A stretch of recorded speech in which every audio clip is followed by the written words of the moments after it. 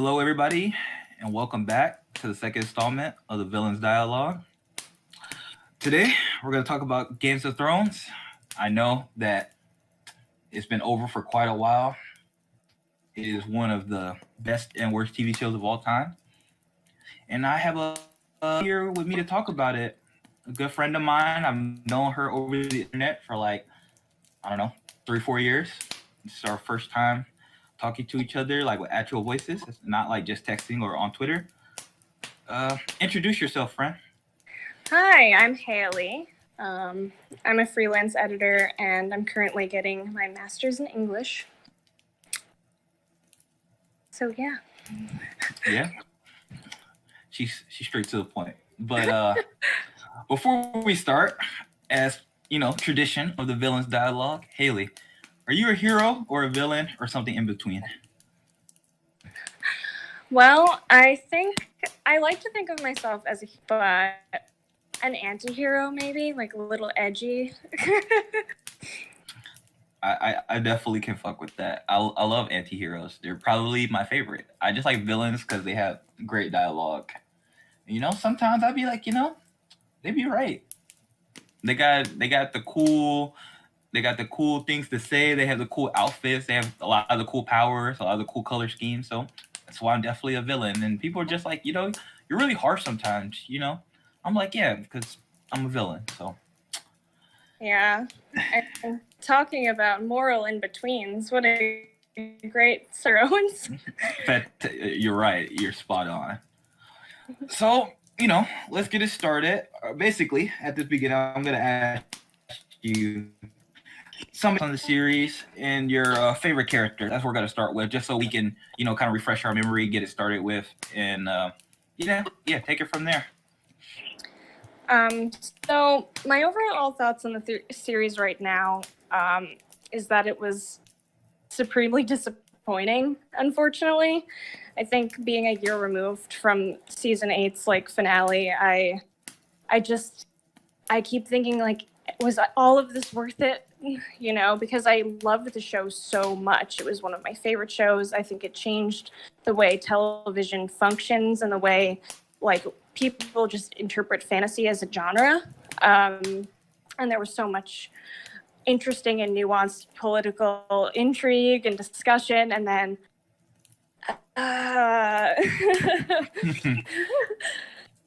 yeah. Yeah, I definitely understand. For me, I definitely agree with everything you just said. And I definitely felt like, and I use this term loosely because, you got to be careful using the term, but kind of like a deconstruction of a lot of the tropes and a lot of the ideas of what we think about fantasy. Because just the good people, heroes always win, and honorable people always get their way and things like that. And in Games of Thrones, that's just not reality. It definitely has a more realist take on a lot of the ideas and actions presented, because it's just even in the very beginning, it's just the main father character, Ned Stark, he's there. And most of the time a character like that would probably be around at least for a while, at least for a couple of seasons.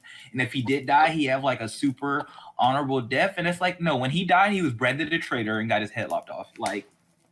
That's not what you expect. And that completely changes the way you perceive the series going after that. And just now you're just okay, shit, it just got real.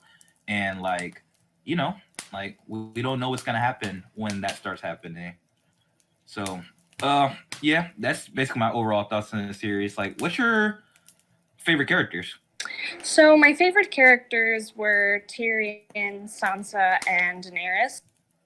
And I say because just the elephant in the room is just the last 2 seasons were character assassination upon character assassination. It's difficult to view the characters within the context of the entire show without saying oh yes, they all decided to become really stupid and, not make sense or have zero motivations. But at the beginning of the show, they were all very interesting, and I particularly liked all of their arcs and where their arcs were going. In particular, Sansa, who I think is who at one point had a very contentious fan base where I feel like a lot of people didn't like her and some people did like her. So, well, I guess all of the characters are kind of like that on the show. No, I definitely do agree with you though. That I definitely think she was probably the one like had the most like not controversial. Controversial is not the right word, but definitely like had the most like maybe like resistance or like it was hard because initially it's like yeah she's kind of like spoiled princess type and it's just like she's not very aware of her surroundings and she's just she's kind of you feel like kind of like the token dumb princess character or damsel in distress and she goes through a big journey to get where she is. So I definitely understand why you rate her so highly and why people who were maybe going for her the entire time it's just like feel vindicated in some ways. Yeah, exactly. I felt like she truly learned from her father's death in a way that learned how to play the Game of Thrones, and she basically learned how to survive in an environment where she could have been killed instantly if she said the wrong thing or did the wrong thing. She was in the lion's den, literally, Yeah, she had to overcome mental abuse, physical abuse, all sorts of emotional trauma and losing the loss of multiple family members and like to have the strength to not, completely lose her mind and break down when everybody around her that seemed to be involved with her were dying for reasons beyond comprehension, definitely is an understandable, reason to grow to like her character, enjoy her character. Yeah. For me, my favorite character, I was actually a big fan of a lot of the minor characters, I guess, or like secondary characters. Mm-hmm. Stannis, I was a big fan of Stannis. My boy Ed, because I feel like he was one of like the truly like almost purely good, even though nobody's really like purely good or purely evil, but he was, him and Davos were as pretty close as you can get. Melisandre's character arc, I think, is one of the most underrated things that people don't necessarily look at because they just look at her bad actions, and it's just like somebody who's basically like super religious who believes in their faith and think that they see all the signs and stuff like that, and then to realize that they were wrong and basically kind of want to die and realize what they did was all wrong, but realize they still have something to carry out here. So she's one of the few parts that I felt like actually was like carried out well through the last season, how she came and how she went, because she was kind of the MVP for me in season 8 because there wasn't really a lot of people who were MVP.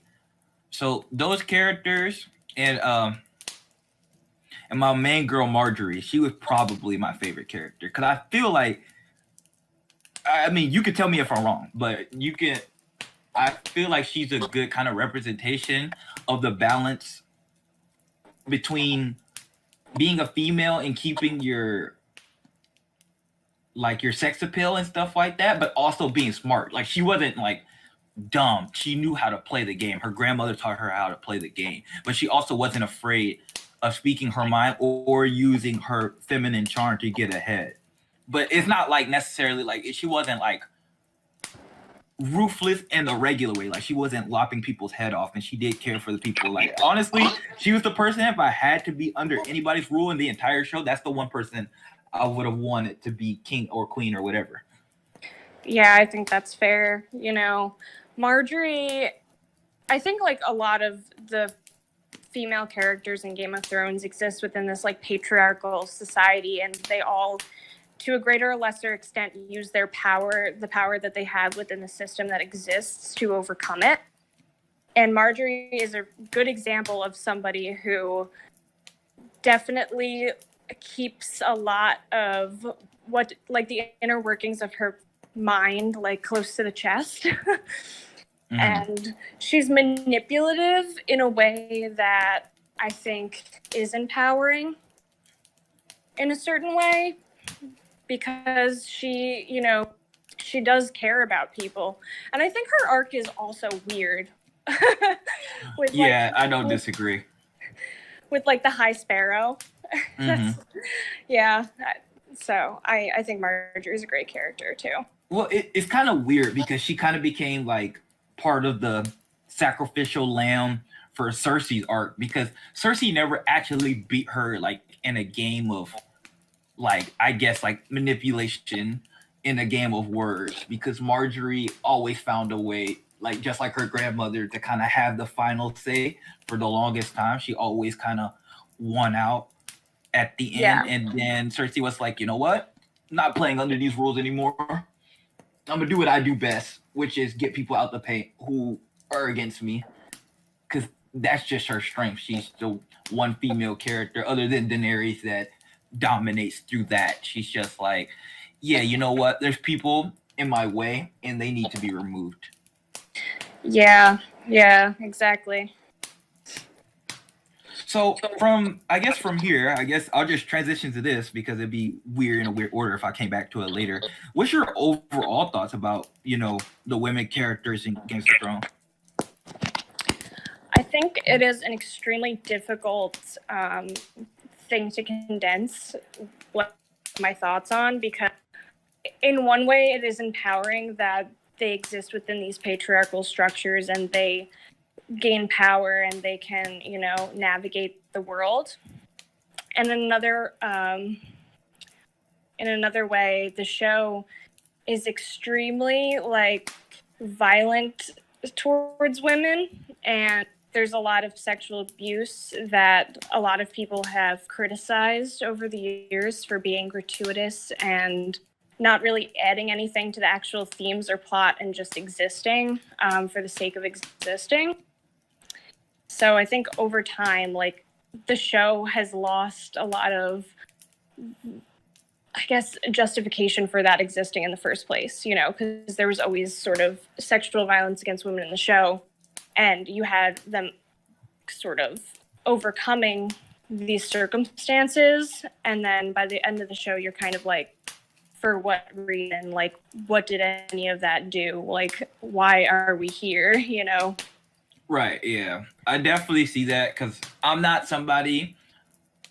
I find a lot of, rape and sexual assault in most fictional stories to be very distasteful. I'm not a fan of adding it in. Most of the time, like you said, I don't really see the point.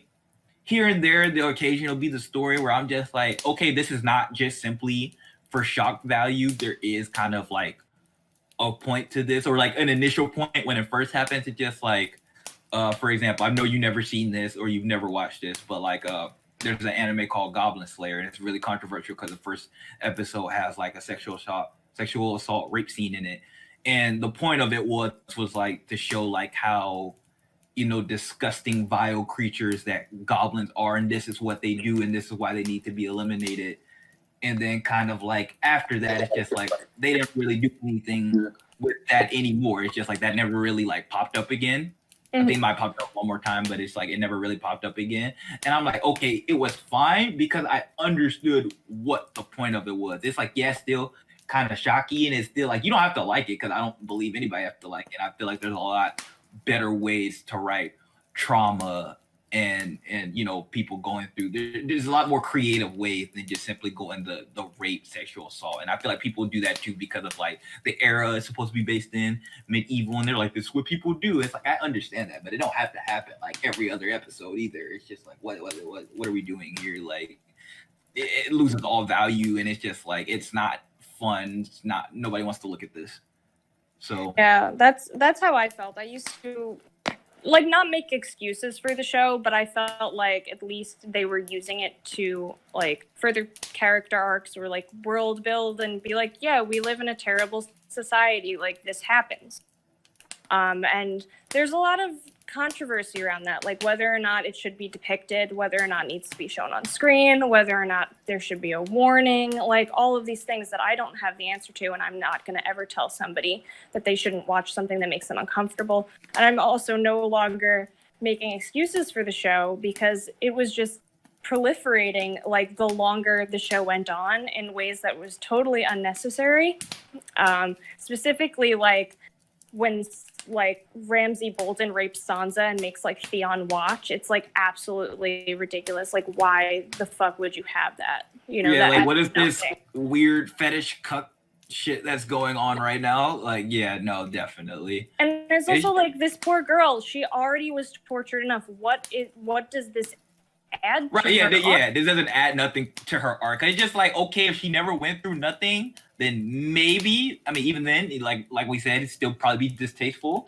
But it's just like the woman already was in an abusive relationship and saw her father's head get cut off. So it's like, I don't know how much more traumatized you want to make her life. Except, oh yeah, like now she got to go through sexual assault and rape. It's like, okay. Yeah, and Fantastic, it's sort of in the lane of the showrunners wanting to subvert expectations or shock audiences, and not really in the lane of like, this has a purpose, so like whether or not that's okay that we display that sort of thing, or like because it has a purpose is not something that I'm saying. Like everyone's going to have a different threshold of what they're willing to accept and what they're willing to watch and if they think it's okay. And I personally know a lot of people who did not watch the show or stopped watching the show because of how violence against women was depicted in the show, and I absolutely do not judge them for stopping like their viewing experience, because if it's truly like they're truly showing like terrible things and it's totally unnecessary, you know. So yeah, for sure. And a lot of people, men and women, especially women though, have gone through things like that, or just like know people have gone through things like that. So it's just like you can't blame them for, you know, going through that stuff. And for me, I don't really like, I guess like, I don't know, like in some ways I try not to like think about it too much. I'm just kind of like skip through it, or like even sometimes fast forward. It's just like I'm not interested in even like watching this go down. Like this doesn't do anything for me. It's just like it like almost honestly on a lot of this stuff, it's like you don't have to show it. You could just like infer it and it would do the exact same thing. Like just seeing it just feels like even more, you know, trying to, like you said, subvert expectations and have shock value. Because like I don't need to see it to know that it happened. You can infer it happening, and it does the exact same thing to me. Yeah, exactly. And I mean, in certain cases of like Jaime raping Cersei in front of Joffrey's dead body, it's like he had this entire like sort of redemption arc in the view of the audience, where he like talks about how he slayed the king because he wanted to save people in King's Landing, and he has this with Brienne of Tarth that finally learns that he doesn't have to just value his family over the rest of the world, you know. And like then he does that and you're like, why did we spend so much time like with this character and sympathizing him for you just to do this ridiculously disgusting thing that makes no sense? And these are the sort of things that happened in season 4, and that's one of the things that you kind of overlook, or at least I sort of was like, oh, that's really shitty and problematic. But right, like, I didn't even think about that. Now that you said that, I that did not even cross my mind. I guess because they've always been doing incestful shit, I just didn't even like blink. Yeah. So it was just kind of like they've always been doing fucked up shit. So it's like I didn't even like really think about it, and like they were still in love with each other. So like I said, I just kind of blinked when that shit happened. So I'm kind of glad you brought that up, because like that's not something I thought about. So yeah, and I think a lot of people made excuses for it at the time. They were like, this is bad, but like I'm gonna keep watching because the show is good in other ways. And then, you know, a lot of people fell off. And like I said before, I do not judge anybody for not wanting to continue to watch a show that makes them uncomfortable, or they gratuitously violent rather, for no reason. So, yikes. yeah, definitely, for sure. A lot of that stuff. I mean, because I do think in some ways that I like the way that the women characters in Games of Thrones are presented, because it doesn't, at most part, by the end of the day, none of them really feel like, you know, a damsel in distress, and they all have different strengths. None of them are really the same character. So, and I kind of like that, because just like Brienne, like she's not one of my favorite characters, but I do appreciate like she basically won like almost every like 1-to-1 combat battle she had, which is pretty fucking impressive. Like can't think of any other show where that really happened. Like I know in Lord of the Rings, you know, and one of the most important scenes of all time, you know, the girl, the guy, the dark, one of the Dark Masters was like, you know, no man can kill me. She's like, I'm not a man. And it's like, okay, cool. Like, kind of wish the dialogue was a little bit different, but I ain't mad at it either. The only reason I wish it a little bit different, not because she was a woman, it just kind of came off as kind of like the delivery of it was kind of like cringy. But that's just me. I just dialogue options. But I Eowyn's wasn't mad at actually what like that a really happened. complicated character in Lord of the Rings too, in the books. So I'm not going to go on that, but Gotcha. Yeah, I wish they would have did more with her in the movies. As much as I love the movies, it's kind of like, you know, you might have been kind of like dumbfounded by that decision if you didn't like know certain aspects of her character beforehand and things like that. So yeah. But yeah, we actually transitioned into sexual assault, rape, and fiction too. So damn, we killed two birds in one stone. I don't have to retouch on that. Yeah. So I guess we transitioned from gender to race after this. So you're actually the one that brought that up, and this surprised me because I didn't even think about this, and this is why I'm glad I speak to you, because you think about things outside your own gender and your own race. So you know, race relations and people of color, not only in Games of Thrones but in fantasy in general, because we got, you know, the slaves, the Dorakis, the Dornish, and they're all portrayed, you know, all in a certain way. Or I mean, well, no, technically I can't count the wildlings because they're technically still white, even though they're different. But but it's just like, let's just do those three: the slaves, the Doraki, and the Darnish. Thoughts, opinions? How did you feel about them? How they're portrayed? Well, I think for the most part, Game of Thrones has a very like white Eurocentric focus, and it just seems to me like the only people of color that are represented kind of like killed off eventually and are just represented like with a mob mentality of like a culture we don't understand. You know? Yeah. There's not a lot of pathos, and especially with Daenerys's entire character arc, she has this like really gross white savior narrative where she goes into other countries and rules them and like dismantles their entire economic system, which is good because their economic system is built on slavery, which is awful, obviously. Yeah. And it's weird because, for the one thing, George R. R. Martin in interviews has stated that he based slavery in Game of Thrones off of like Roman slavery, and you know the Roman Empire was around for a long ass time, and they, you know, conquered a lot of different places, and they had a lot of different like slaves from different places, and it wasn't just people of color. And the show, because he says they put a casting call out in whatever country they were filming in, like as a result, it's just people of color. And you get these really disgusting shots of like Daenerys over like a sea of like black and brown people. And it's just like, and he gets criticized for this, and that's his response of like, well, I can't control who got cast as an extra, and like they weren't going, the studio wasn't going to fly out like white people from other countries or whatever. But it's horrible optics, just horrible optics.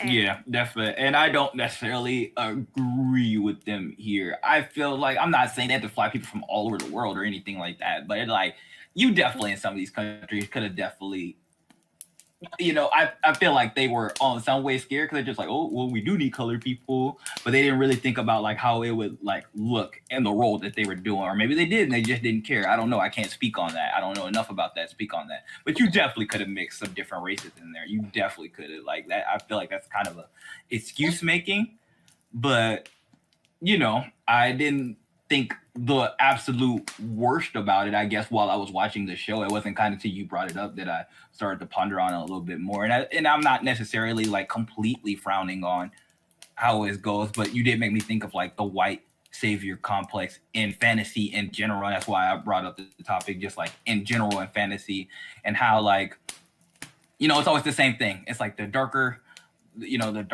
colored people and the people that are not native to the land, they're always doing the same plot lines with just like, oh, you know, obviously these people are being racist towards us, we're enslaved, and we're like the least liked amount of people, and like we got the least amount of numbers, and we're always the ones getting killed off the most. And it's like, yeah, in some ways that's relatable to real life in a lot of ways actually, but at the same time it's just like, you know, also they could be like way more important characters than the roles that they always seem to be cast in fantasy. They're always never really that important, or they're just like the token friend, like, you know, Daenerys right hand girl, token black girl. That's what you would be kind of in most series.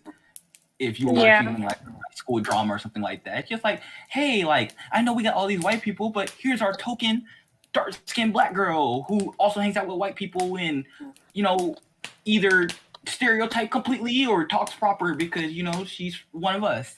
So, yeah. Yeah, I think it also just the way that people of color are portrayed in the show just also goes completely downhill when they, you know, portray Daenerys super fascist at the end of the series for some reason, and like the only people that are digging it are like the Dothraki. Right, yeah, because like, they have, woo. you know, they have those guys. They're just like, oh, they're barbaric rapists, and just like, but y'all do the same things and arguably worse, because like y'all like rape your old women. Y'all definitely don't care about women because like at least they let her lead. Like they weren't happy about it, but at least they accepted after she proved her mettle and proved her might. Like before, y'all still when she killed an entire like group of Khals like by setting them on fire. Right. Like, they were just like, well, okay, you got it. Like yeah. But like in the regular thing, they're just like women, prostitutes, baby makers.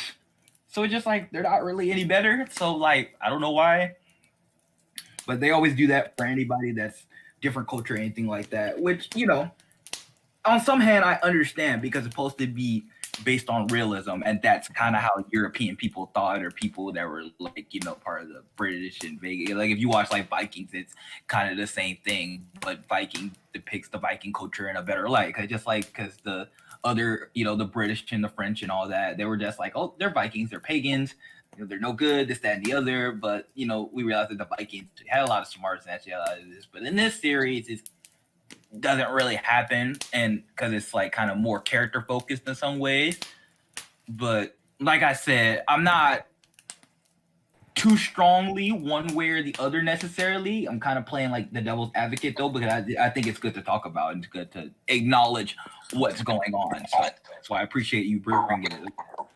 Yeah, it's just it's weird. Like I think that, you know, we need to hold fantasy stories to a higher standard as well, because it isn't real life. I mean, like you're saying, it is based on real life because we exist in the world and like the writers exist in the world. But, you know, they don't necessarily have to imbue their fantasy literature or TV show with like racist stereotypes or like disregard the optic of like having only Black and brown people be slaves in their society, you know. And also the weird like plotline of Daenerys like having to fight against this like pro-slavery movement, which in like retrospect people use to justify the fact that she went crazy in quotes. Like they were like, yeah, she was always crazy. She always tried to hurt people. Like slave owners? Right, yeah, that argument always baffled me. And it's not like she didn't give them a chance either. She was like, release your slaves or die. Like, I don't know how much you gotta say at some point for people to, because like sometimes, and I don't know why they act like, especially the people in Games of Thrones in particular, it's just like these people don't listen to words and they don't listen to like logic. I'm like, do you think the people were just gonna be like, you know what, Daenerys, if you give us this idealistic speech, we're gonna listen to you and we're gonna let all our people go? They would have just laughed in her face. One, you're a woman. Two, like, yeah, no. So you could move around with that. And so it's just like, no, yeah, she was never like that. And that's the reason why I liked her. Going back to like why I liked her, your narrative, which I do not like Ising. I liked her mantra of wanting to break the wheel and wanting to fight in like injustice and wanting to right the world. Whether or not she did so successfully is up for debate. You know, not even debate because she committed a genocide. Like, and that I felt like, regardless of whether or not that's where they were going with that, I felt the way that they got there was rushed and poorly thought out and poorly paced and like terrible, and like the way that people justify it with, like we're saying, oh, her violence toward like horrible people doing horrible things is the same as her violence towards like innocent people. So like that's the like false equivalency that for some reason people are having. So well, she was definitely one of my top 3 favorite characters. Probably like her and Marjorie were definitely back and forth between 1 and 2 for me. I always bounce back and forth. And I did like how, for some good things to say about it, I did like how she struggled with the concept of what her justice would be, because she did kind of have like an idealistic way of thinking about it, but then it's just like, yeah, it doesn't always work out the way you want, and there's like always problems with just like you're killing people in charge, and just like there's repercussions for that, and it's just like, so it kind of leaves like, they had to force her to think and surround her with smart people to advise her and stuff like that. So I did like that aspect about it, because it's never, when you're a ruler, it's never smooth sailing. You're never 100% right or 100% wrong, or you're either or sometimes, depending on based on decisions you make. So I really like that, and I really like that a lot of the women at some point, a lot of them did control a lot of the power, even though they did have to deal with a lot of the male hierarchy type things. They at least try. Now you can argue if it was successful or how you view it or not, if it was executed correctly, how good it is. But I give a small amount of points to at least going the route. I can't completely because it should be normalized by now. It should be shouldn't be just like a thing that's like, oh well, we're glad that you did that, thank you for being different. Stuff like this should be happening. It shouldn't be like, put on a pedestal because you put a woman in charge or something like that. I'm just like, no, that should be normalized. It should be all the time. It shouldn't be trying to use it to boost some agenda or something like that. Just completely normalized. And I think that for any type of other character with colored people, with different type of sexuality, it's just like, you don't have to try to, and I really hate this in TV shows in general, trying to like, make them stick out like a sore thumb. Like, hey, pay attention to me because I'm the woman that's going to take charge of everything. And I didn't necessarily feel like that for a lot of the women characters in this show, or at least as it continued on. So it's just like, I kind of like that aspect. I don't know if you felt differently, but that's kind of how I felt while watching it. So I think it shows that power can corrupt people regardless of gender. That's true in real life. We have a lot of people who are like, yeah, women in power, yay. That's like, okay, they can still commit war crimes and do terrible. That much is evident. But I think in terms of Game of Thrones, it's difficult for me to like say whether or not it's a progressive show. I don't know if I would say it's progressive. Probably not. I also don't know if I would say it's completely sexist. It's in a weird gray area where it's really complicated, and it's representation female leadership, like abuse is a long conversation that doesn't necessarily have an answer.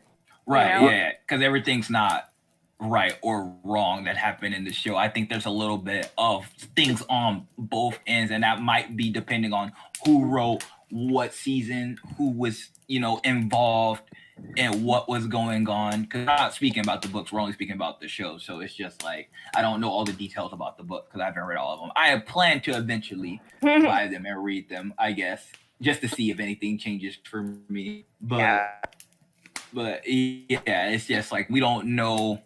We can't completely, know everything that was going on in the mind of these writers and what was going on. So we can only take our best educated guess on, kind of the mind and the process and all that. So I guess we'll transition to,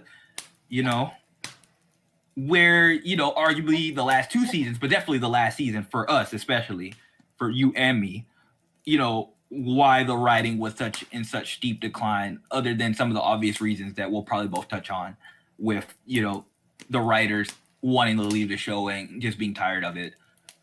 And to me, this is like an exercise on why execution matters, because a lot of people were just like, a lot of excuses were made. Were just like, oh, like, I don't know why y'all thought this wasn't gonna happen. And you should just, I hate the argument of just like, oh, be happy that we even got this. And I was just like, no, why should I be happy with crap? It's still crap at the end of the day.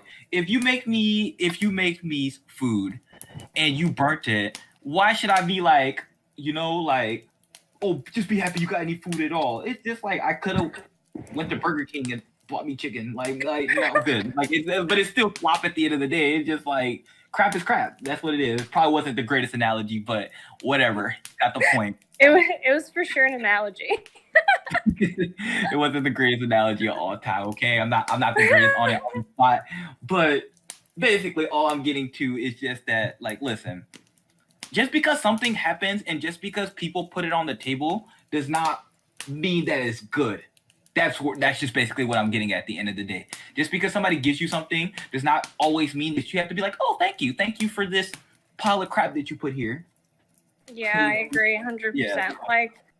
Like we were saying, I think a lot of the discourse around the show when the show was coming out, like seasons 1 through 5 and even 6, was a lot about like how race is represented, how gender is represented, like everything we've already touched on. And now the discourse for the show is plot, character, structure, pacing, setup and payoff. And that's just, I mean, that's how you know that they failed in a way. We're no longer talking about like how, like, the details of how things are represented, the details of like even, individual characters and how they interact with each other. We're talking about like whether or not it makes sense at all. And my answer to it is it doesn't make sense because of how they executed it, like you're saying, Yeah. We got from point A to point B. I can only guess that they were given like bullet points and they justified every single character interaction and every single thing that happened by getting to those bullet points. And they sacrificed a lot of the nuance and a lot of made the show interesting originally to get there. But sure as hell, they fucking got there. Yeah, and it's just like, I think as fans, we do nitpick a lot of things, but I started to see the crumble of some of the writing, kind of like the end of 5 and 6 with the Dornish people, because I've heard, I can't confirm exactly what happened, but some of the writing with the Dornish people, because like the lead, because I don't remember everybody's name because I haven't watched this since the year since it happened, but like.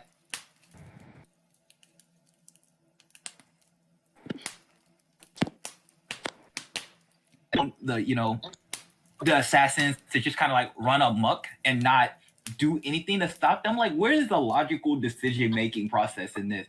You are the leader, the king, the ruler of this country, and you're just letting assassins run around. They're obviously not happy with the things that happen in Westeros, and you're just like, you think it's okay to like let them just free roam and just like say whatever they want, and then it came to backstab them and bite them in the ass. But it was just like, I don't think that was good writing, because it was just like, you see some of the cracks from even then. You're just like, why are you allowing these people to do whatever they want? It's one thing if you tried to like, because I heard allegedly, like I said, I didn't read it yet, but like in the books it was written better because it was like he locked them up, like he put them in a tower, he locked them up because he realized they were dangerous, and that like he was trying to move past that. He was like, he fought and lost in a fair fight, and he lost, and then so that's what happened. And then so he locked them up because they were going crazy and they wanted vengeance and all that. And then it bought him in the ass, but like that's better writing because he tried to do something as the ruler. They got out of it, and but at least he tried to do something. While in the show, it's just kind of like he was just kind of moving dumb. And it was just like, what are you doing, dude? Like, what are you doing? And I feel like that was like the first kind of major decline in writing that started to happen. Yeah. I would say that the show focused on like the Starks and the Lannisters at the very beginning to be about like so many families and houses that aren't even like in the show. And the Dornish were kind of an introduction to a separate part of the world that we had never been to, basically, and they totally botched it and nobody cared. And like, I know that's not like the most astute observation about the writing or whatever, just like nobody cared about that.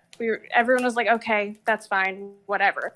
And I think for the rest of the show, we have a very like focused like mindset on like just the main families. Like, it's just Daenerys and it's just Sansa and it's just Cersei. We don't care about like any other houses that exist because they all still exist, right? You know, like which and the crazy thing is, I think they had some of the best endings in the series when it came down to season 8. Like, a lot of the people that were the smaller factions or the smaller people actually had the better written stuff. The main characters are the ones that I feel like they completely botched.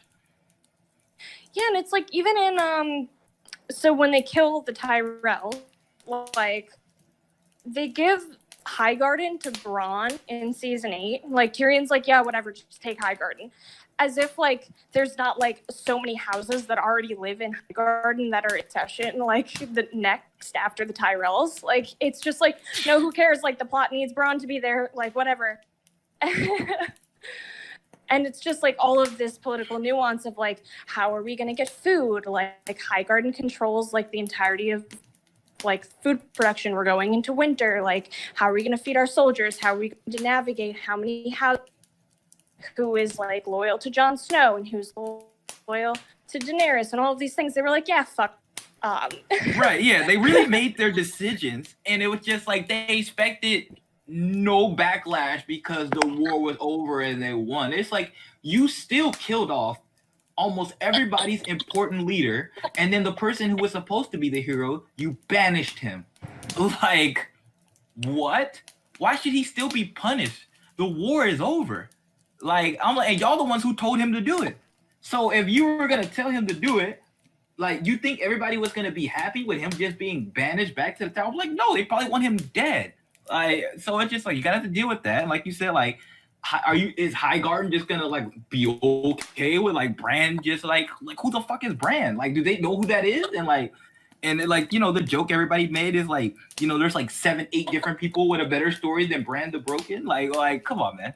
Like, I said Bran because it's Bronn, like literally. Bronn. Oh, my bad, both of us. Yeah. It's confusing and it doesn't really matter because, but like, yeah, they make Bran like king of the 7 kingdoms or whatever for some reason. That's like, I mean, like, yeah, like, okay, he had, you know, the little prediction thing, but you made Jon Snow kill Daenerys. You made Arya the one who killed the Night King. Like, okay, like, so none of those people are worthy. Like, even like I thought they were gonna put Sansa in control. You know, I don't necessarily agree with that, but like, okay, I would have understood it to some degree. I think they kind of decide on like an oligarchy type sitch where they're like, yeah, Sansa's like the head of the North, but she answers to her brother, you know. I guess, but I still don't see how that makes the other people happy. Like, yeah, it might make her happy. Yeah, I say she might be fine with it because she's probably gonna do whatever she wants anyway. Because like, what is Bronn gonna stop her? I'm actually happy that she does retain power in the North. I think she earned it and she deserves it. It makes sense for her character. I don't think anything else makes sense where anyone else ends up like at all. And I hate this idea that like it closes out with like, isn't it great? Like the importance of stories or some shit. Yeah, and it's just like some of the smartest characters in the series just kind of seem to like in one season to all like lose their minds. Varys, Tyrion, and Daenerys in one season all just lose their shit. Like they go from being like the smart, witty, or at least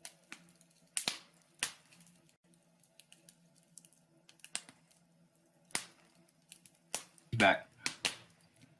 Yeah, it's ridiculous and it makes no sense. Like Tyrion and Varys in general, like the treason against Daenerys where she hadn't even done anything yet, but the writers gave them this clairvoyance of like, yep, she's gonna go crazy like your dad.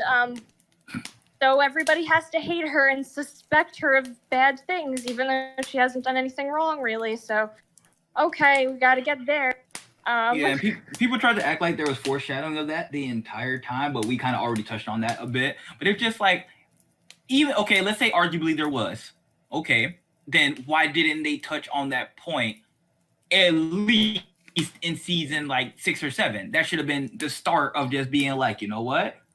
Maybe Daenerys is not as good as we thought she was. Like, maybe she'll have problems in the future. Like, shouldn't that be brought up like a season or 2 in advance so we can prepare for that happening? You tried to put it all into one season, and now it's just like, but wait, like, she's still good, and then you want me to turn against her in an episode or 2? Because I'll be honest with you, I did not. I was like, you know what, y'all are under, like, this is probably controversial because I'm definitely in the gray area, but I'm just like, you think I'm gonna be okay with a land ruled by Cersei, and you think I'm standing under that banner? I'm good. I promise you. I'm defecting. Like, nah. Like, she can get rid of everybody in King's Landing because all y'all do is just stand around and just allow shit to happen. Y'all have no problem with who's in charge. What good thing has Cersei ever did for King's Landing? The best thing arguably she did was keep y'all out of the war, out of the main war, which wouldn't have mattered because if they would have lost that, we all would have died anyway. So what, like, and I guess you could say you could put it up to just like them being afraid and their ignorance, but I'm sorry, I don't feel that sympathetic for them. I really don't, because they just allow, like, there was like a transition of like 5 or 6 different leaders. Well, I don't even all the slide. I'm like, on a conceptual level, I'm like, yes, we feel bad for them. Obviously, like, they're innocent people. They're just living in a city. Like, it's like not their fault. But on like a larger scale, it's like, well, we weren't given a POV character to like sympathize with anybody, so they threw Arya in there. Like, did you notice how Arya is like running through King's Landing for some reason, like as Daenerys attacking the streets? Because yeah, I didn't do anything for that. Didn't do a thing for me. Because we don't have anybody that we're like, okay, we're gonna follow this like human character. Like, no, we have to put in one of our like powerful family characters in the bottom. And I think there's a lot to be said with how like just normal people are portrayed in Game of Thrones, which is like not at all, or just like bumbling idiots. Yeah. And I think that kind of justifies the fact that we're like so engaged in like the political mechanisms of like powerful and rich people, and without being like, oh, this is rigged and sucks.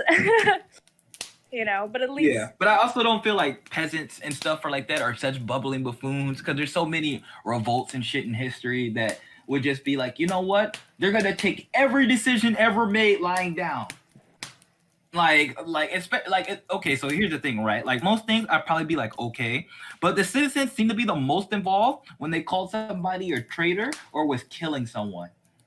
But they never questioned anybody in the ruling powers, thought. There was never like a split. Like, I'm not saying like the innocent people had to try to revolt or do anything, but like you said, there was never no like perspective or point of view where it's just like, maybe these people aren't, like, normally you hear like the whispers in the background or something, or throughout the series be like, like maybe the king is mad, like maybe they're not doing the right thing, like this, that, and the other. There was none of that. They were just like, okay, I guess, Ned Stark's the traitor, off with his head.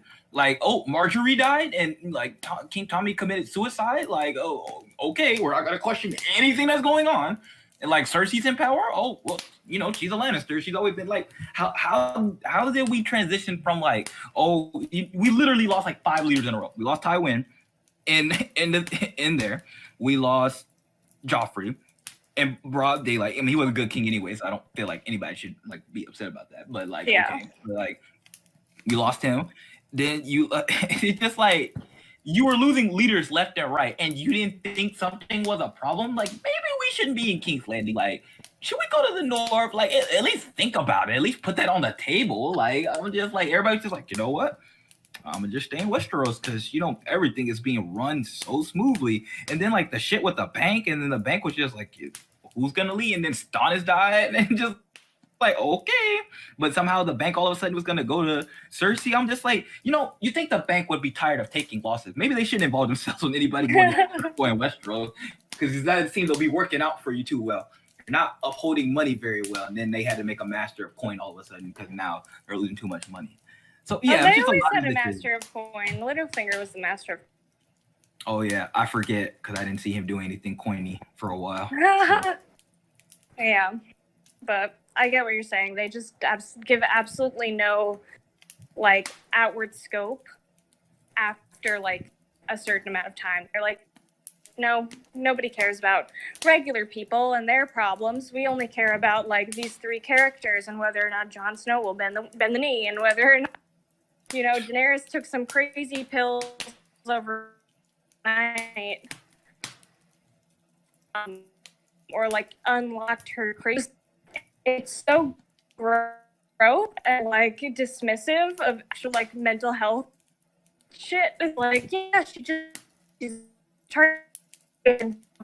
Yeah, like okay, what? it's like why couldn't there be a slow descent into madness? Why couldn't she? I mean, yeah, I know, I understood she.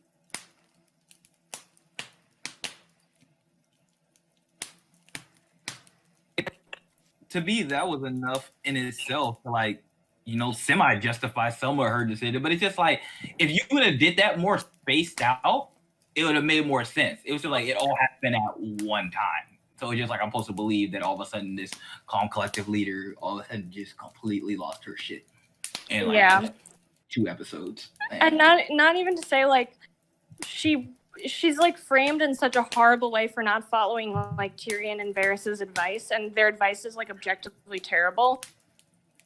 Yeah, they did not think they did not think about her side at all. And now all of a sudden they care about the people after they were playing political games and doing whatever the hell they want for 7 seasons. All of a sudden now, I mean, arguably you could say Varys always cared about the people in some way, but it's like, my man, you were always playing the game.